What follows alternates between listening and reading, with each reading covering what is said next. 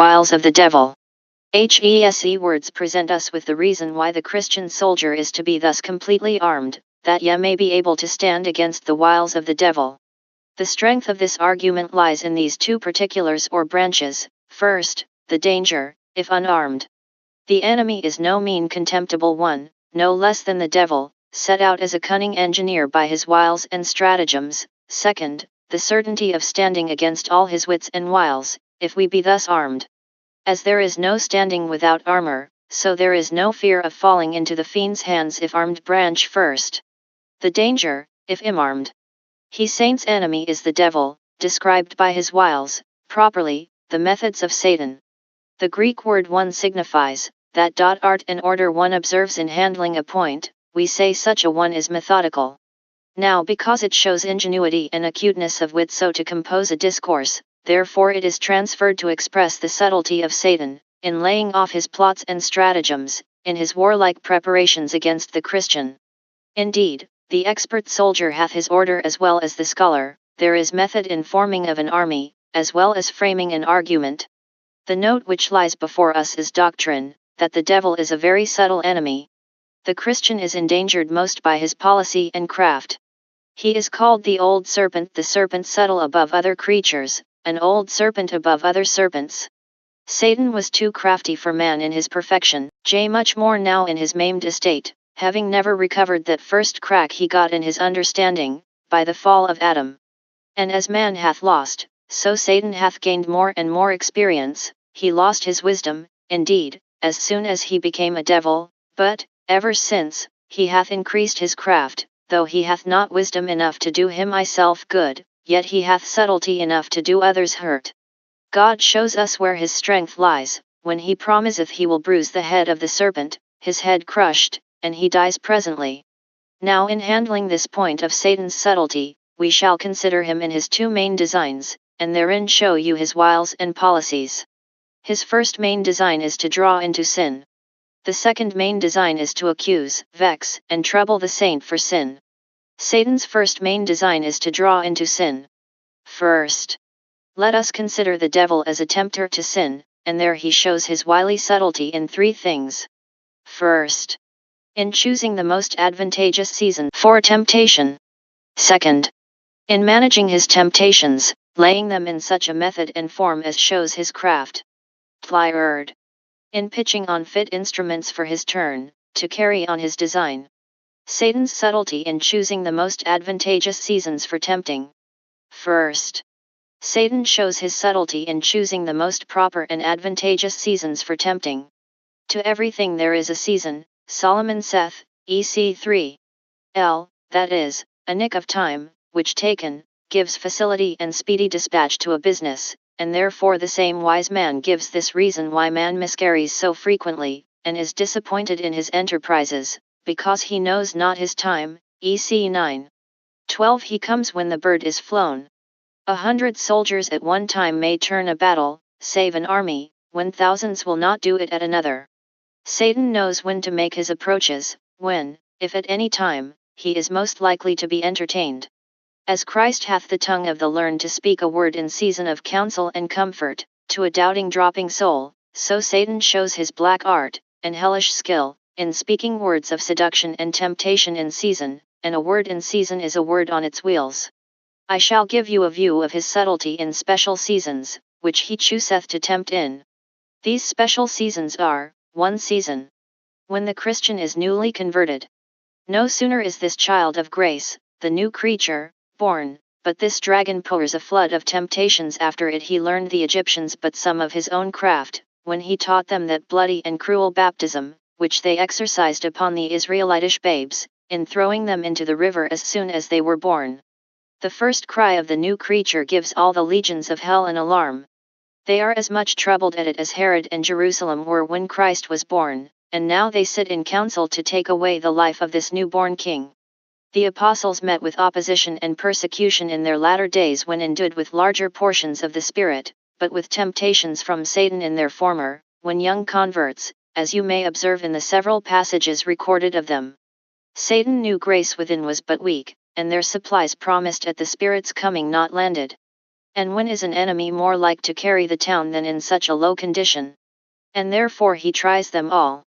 Indeed the advantages are so many, that we may wonder how the young convert escapes with his life, knowledge being weak, and he so soon led into an error, especially in divided times, when many ways are held forth, one saying, here is Christ, another there is Christ.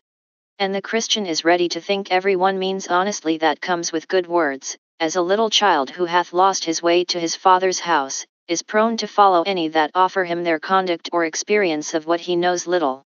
And if Adam, whose knowledge was so perfect, yet was soon cheated being assaulted before he was well warm in his new possessions, how much more advantage hath Satan of the new convert? In him he finds every grace in a great indisposition to make resistance, both from its own weakness, and the strength of the contrary corruption, which commonly in such is much unmortified. This makes it act with more difficulty and mixture, as in a fire newly kindled, where the smoke is more than the flame, or like beer newly tunned which runs thick. So that Still Waters Revival Books, all rights reserved, www.puritandownloads.com. Seasons chosen to draw into sin. 73 Though there appear more strength of affection in such, that it works over into a greater abundance of duty than in others, yet it is with more dregs of carnal passions, which Satan knows, and therefore chooseth to stir what he sees troubled already. 2 Season. When the Christian is beset with some great affliction, this is as some blind lane or solitary place, fit for this thief to call for his purse in an expert captain first labors to make a breach in the wall, and then falls on in storming the city.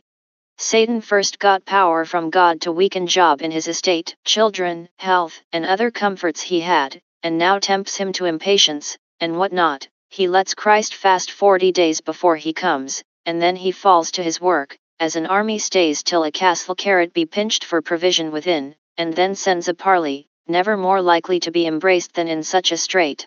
A temptation comes strong when the way to relief seems to lie through the sin that Satan is wooing to. When one is poor and Satan comes, what?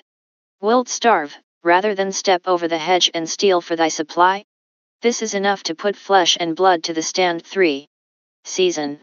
When the Christian is about some notable enterprise for God's glory, then Satan will lie like a serpent in the way, an adder in the path, that biteth his horse heels, so that his rider shall fall backward. Thus he stood at Joshua's right hand to resist him. The right hand is the working hand, and his standing there implies his desire to hinder him in his enterprise. Indeed the devil was never friend to temple work, and therefore that work is so long a-doing. What a handsome excuse doth he help the Jews unto the time is not come. God's time was come, but not the devil's, and therefore he helps them to this poor shift. Ia 6. Via, perverting the sense of providence as if it were not time, because they were so poor, whereas they thrive no better because they went no sooner about the work, as God tells them plainly. Paul and Barnabas had a holy design in their thoughts, to go to visit the brethren in every city, and strengthen their faith. The devil knew what a blow this might give to his kingdom, their visiting might hinder him in his circuit, and he stirs up an unhappy difference between these two holy men, who grow so hot that they part in this storm. AC 15:30. There were two remarkable periods of Christ's life, his intrat and exit, his entrance into his public ministry at his baptism, and his finishing it at his passion, and at both we have the devil fiercely encountering him. The more public thy place, Christian, and the more eminent thy service for God, the more thou must look that the devil will have some more dangerous design or other against thee, and therefore if every private soldier needs armor against Satan's bullets of temptation, then the commanders and officers, who stand in the front of the battle, much more. 4 Season. When he hath the presence of some object to enforce his temptation. Thus he takes Eve when she is near the tree, and had it in her eye while he should make the motion, so that by assaulting two ports at once, it might be the harder for her to hinder the landing of his temptation, and if Eve's eye did so soon affect her heart with an inordinate desire, then much more now is it easy for him, by the presence of the object, to excite and actuate that lust which lies dormant in the heart. As Naomi sent her daughter to lie at the feet of Boaz, knowing well, if he endured her there were hope he might take her into his bed at last. If the Christian can let the object come so near, Satan will promise himself that his suit may in time be granted. Therefore it should be our care, if we would not yield to the sin, not to walk by, or sit at, the door of the occasion. Look not on that beauty with a wandering eye, by which thou wouldst not be taken prisoner. Parley not with that in thy thoughts, which thou meanest not to let into thy heart. Conversation begets affection, some by this have been brought to marry those, whom at first they thought they could not have liked. 5 Season. After great manifestations of God's love, then the tempter comes. Such is the weak constitution of grace, that it can neither well bear smiles or frowns from God without a snare, as one said of our English nation one it cannot well bear liberty nor bondage in the height, so neither can the soul. If God smile and open himself a little familiar to us, then we are prone to grow high and wanton, if he frown, then we sink as much in our faith. Thus the one, like fair weather and warm gleams, brings up the weeds of corruption, and the other, like sharp frosts, nips and even kills the flowers of grace. The Christian is in danger on both hands, therefore Satan takes the advantage, when the Christian is flush of comfort, even as a cheater, who strikes in with some young heir, when he hath newly received his rents, and never leaves till he hath eased him of his money. Thus Satan lies upon the catch, then to inveigle a saint into one sin or other, which he knows will soon leak out his joy. Larger testimony from heaven than Peter? Matt. 16:17, where Christ pronounceth him blessed, and puts a singular honor upon him, making him the representative of all his saints. No doubt this favor to Peter stirred up the envious spirit the sooner to fall upon him. If Joseph's parti-colored coat made the patriarchs to plot against him their brother, no wonder malice should prompt Satan to show his spite, where Christ had set such a mark of love and honor, and therefore we find him soon at Peter's elbow, making him his instrument to tempt his master, who soon espied his cloven foot, and rebukes Peter with a "Get thee behind me, Satan." He that seemed a rock even now, through Satan's policy is laid as a stone of offense for Christ to stumble at. So with David, when he had received such wonderful mercies, settled in his throne with the ruin of his enemies, yet, pardoned for his bloody sin, and now ready to lay down his head with peace in the dust, Satan chops in to cloud his clear evening, and tempts him to number the people. So ambitious is Satan then chiefly to throw the saint into the mire of sin, when his coat is cleanest. 6. Season. At the hour of death, when the saint is down and prostrate in his bodily strength, now this coward falls upon him. It is the last indeed he hath for the game, now or never, overcome him now and ever. As they say of the natural serpent 3 he never is seen at his length till dying, so this mystical serpent never strains his wit and wiles more, than when his time is thus short. The saint is even stepping into eternity, and now he treads upon his heel, which if he cannot trip up so as to hinder his arrival in heaven, yet at least to bruise it, that he may go with more pain thither. Satan's subtlety in managing his temptations, where several stratagems used by him to deceive the Christian are laid down. 2nd. The second way wherein Satan shows his tempting subtlety, is in those stratagems he useth to deceive the Christian, managing his temptations, laying them in such a method and form, as shows his craft. 1 stratagem. He hangs out false colors, and comes up to the Christian in the disguise of a friend, so that the gates are opened to him, and his motions received with applause, before either be discovered. Therefore he is said to transform himself into an angel of light. 2 Co 11. 14 Of all plots it is most dangerous, when he appears in Samuel's mantle, and silvers his foul tongue with fair language. Thus in point of error he corrupts some in their judgment, by commending his notions for special gospel truths, and like a cunning chapman puts off his old ware, errors I mean that have lain long upon his hand, only turning them a little after the mode of the times, and they go for new light, under the skirt of Christian liberty. He conveys in libertinism, by crying up the Spirit. He decries and vilifies the Scripture, by magnifying faith. He labors to undermine repentance, and blow up good works. By bewailing the corruption of the Church in its administrations, he draws unstable souls from it, and amuseth them, till at last they fall into a giddiness, and can see no Church at all in being. And he prevails no less on the hearts and lives of men by this wile, than on their judgments. Under the notion of zeal, he kindles sometimes a dangerous flame of passion and wrath in the heart, which like a rash fire makes the Christian's spirit boil over into one vertigo. Christian desires of, and prayers for, revenge where he should forgive. Of this we have an instance in the disciples, Lu. 9:54, where two holy men are desiring that fire may come down from heaven. Little did they think from whence they had their coal that did so heat them, till Christ told them, Ye know not what manner of spirit ye are of. Ver. 55. Sometimes he pretends pity and natural affection, which in some cases may be good counsel, and all the while he desires to promote cowardice and sinful self-love, whereby the Christian may be brought to fly from his colors, shrink from the truth, or decline some necessary duty of his calling.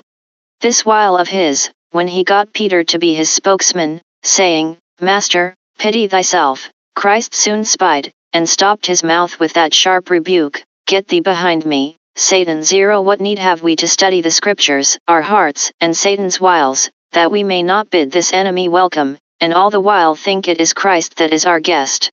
2 Stratagem is to get intelligence of the saints' affairs. This is one great wheel in the politician's clock, to have spies in all places, by whom they are acquainted with the counsels and motions of their enemies, and as this gives them advantage to disappoint their designs, so also more safely to compass their own. It is no hard matter for him to play his game well, that sees his enemies' hands. David knew how the squares went at court, Jonathan's arrows carried him the news, and accordingly he removed his quarters, and was too hard for his great enemy Saul. Satan is the greatest intelligencer in the world. He makes it his business to inquire into the inclinations, thoughts, affections, purposes of the creature, that finding which humor abounds, he may apply himself accordingly. Finding which way the stream goes, that he may open the passage of temptation, and cut the channel to the fall of the creature's affections, and not force it against the torrent of nature. Now if we consider but the piercing apprehension of the angelical nature, how quick he is to take the scent which way the game goes, by a word dropped, the cast of an eye, or such a small matter signal enough to give him the alarm. If we consider his experience in heart anatomy, having inspected, and as it were dissected, so many in his long practice, whereby his knowledge is much perfected, as also his great diligence to add to both these, being as close a student as ever, considering the saints, and studying how he may do them a mischief, as we see in Job's case, whom he had so observed, that he was able to give an answer extempore to God, as to what Job's state and present posture was, and what might be the most probable means of obtaining his will of him, and besides all this, the correspondence that he hath with those in and about the Christian, from whom he learns much of his estate, as David did by Hushai in Absalom's counsel. All these considered, it is almost impossible for the creature to stir out of the closet of his heart, but it will be known whither he inclines. Some corrupt passion or other will bewray the soul to him, as they did bewray David to Saul, who told him where he might find him, in the wilderness of Engedi, Isa. XXIV 4. Thus will these give intelligence to Satan, and say to him, If thou wouldst surprise such a one, he is gone that way, you shall have him in the wood of worldly employments, overhead and ears in the desires and cares of this life. See where another sits under such a bower, delighting himself in this child, or that gift, endowment of mind, or the like, lay but the lime twig there, and you shall soon have him in it. Now Satan having thus intelligence, lets him alone to act his part. He sure cannot be at a loss himself, when his scholars, the Jesuits I mean, have such agility of mind, to wreathe and cast themselves into any form becoming the persons they would seduce. Is ambition the lust the heart favors? 0 The pleasing projects that he will put such upon. How easily, having first blown them up with vain hopes, doth he draw them into horrid sins. Thus Haman, that he may have a monopoly of his prince's favor, is hurried into that bloody plot, fatal at last to himself against the Jews. Is uncleanness the lust after which the creature's eye wanders? Now he will be the pander, to bring him and his minion together. Thus he, finding Amnon sick of this disease, sends Jonadab, a deep-paid fellow, to Sa. 13s, to put this fine device into his head of feigning himself sick, whereby his sister fell into his snare. J3. Stratagem. In his gradual approaches to the soul. When he comes to tempt, he is modest, and asks but a little. He knows he may get that at many times, which he should be denied if he asked all at once. A few are let into a city, when an army coming in a body would be shut out, and therefore that he may beget no suspicion, he presents maybe a few general propositions, which do not discover the depth of this plot. These like scouts go before, while his whole body lies hid as it were in some swamp at hand. Thus he wriggled into Eve's bosom, whom he doth not, at first bid take and eat. No, he is more mannerly than do so. This would have been so hideous, that as the fish with still waters revival books, all rights reserved, www.puritandownloads.com. Stratagems used to draw into sin. 77 Some sudden noise, by a stone cast into the river, is scared from the bait, so would she have been affrighted from holding parley with such a one. No, he propounds a question which shall make way for this. Hath God said? Art thou not mistaken? Could this be his meaning, whose bounty lets thee eat of the rest, to deny thee the best of all? Thus he digs about and loosens the root of her faith, and then the tree falls the easier the next gust of temptation. This is a dangerous policy indeed. Many have yielded to go a mile with Satan, that never intended to go to, but when only on the way, they have been allured farther and farther, till at last they know not how to leave his company. Thus Satan leads poor creatures down into the depths of sin by winding stairs, that let them not see the bottom whither they are going. Ho first presents an object that occasions some thoughts, these set on fire the affections, and they fume up into the brain, and cloud the understanding, which being thus disabled, Satan now dares a little more declare himself, and boldly solicit the creature to that it would even now have defied. Many who at this day lie in open profaneness, never thought they should have rolled so far from their profession, but Satan beguiled them, poor souls, with their modest beginnings.